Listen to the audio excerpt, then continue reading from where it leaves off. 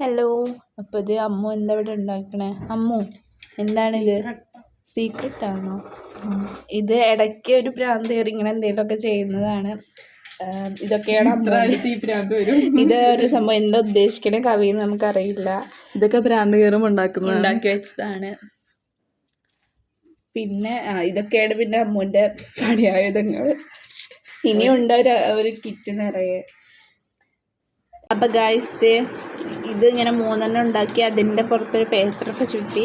പിന്നെ നെക്സ്റ്റ് പിന്നെ എന്തോ ബ്രൗൺ പേപ്പറൊക്കെ വെട്ടി കൂട്ടുന്നുണ്ട്. അത് വെച്ചിട്ട് എന്താണെന്ന് നമുക്ക് നോക്കാം.